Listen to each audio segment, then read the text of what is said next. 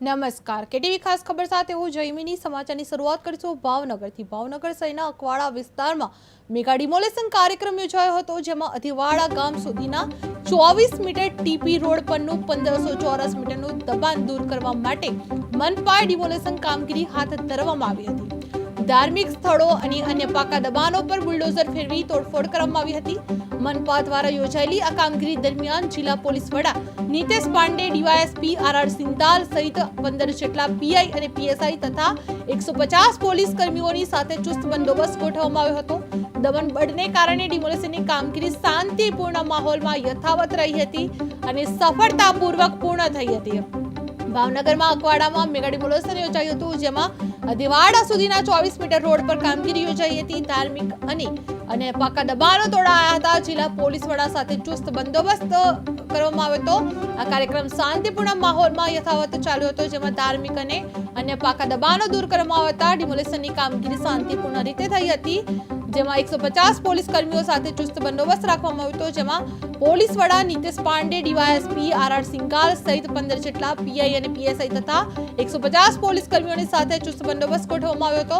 દમન બળને કારણે ડિમોલેશનની કામગીરી શાંતિપૂર્ણ માહોલમાં યથાવત રહી હતી અને સફળતાપૂર્વક પૂર્ણ થઈ હતી। ભાવનગરમાં અકવાડામાં મેગા ડિમોલેશન યોજાયું હતું, જેમાં અધિવાડા સુધીના 24 મીટર સુધી રોડ પર કામગીરી ચાલુ રહી હતી, જેમાં ધાર્મિક અને અન્ય પાકા દબાણો તોડવામાં આવ્યા હતા।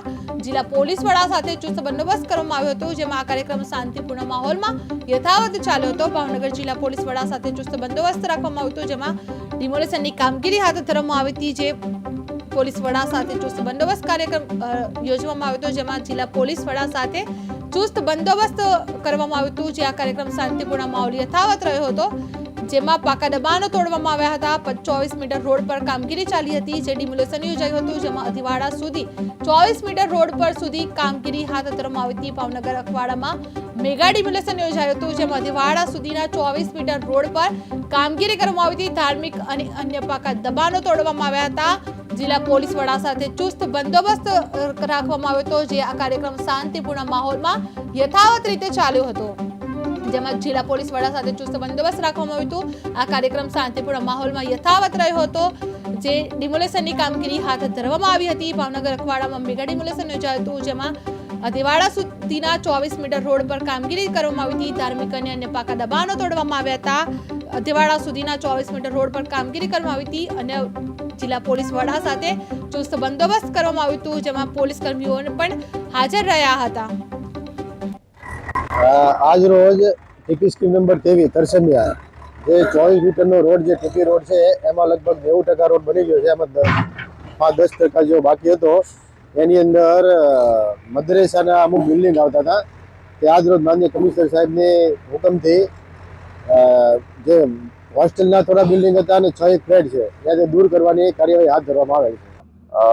અમારા ભાવનગરમાં ડીએમસી તરફથી જે છે એક રોડના કામે અડચણ રૂપે જે એક બાંધકામ હતું, જે ધાર્મિક દબાણ હતું, એને દૂર કરવા માટે કાયદા વ્યવસ્થા જળવાઈ રહે એના માટે બંદોબસ્ત માંગવામાં આવેલ અને એમાં અમારા લેવલે પછી જે છે પોલીસે ટોટલ જે છે 150 થી ઉપર પોલીસ કર્મચારીઓ અને લગભગ 15 થી ઉપર જે છે પીઆઈ પીએસઆઈ નો બંદોબસ્ત ગોઠવી દીધું છે કાયદા વ્યવસ્થાના હિસાબથી।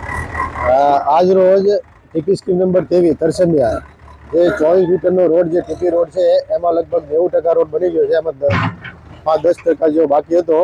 એની અંદર મદ્રેસાના અમુક બિલ્ડિંગ આવતા હતા, તે આજ રોજ માન્ય કમિશનર સાહેબને હુકમથી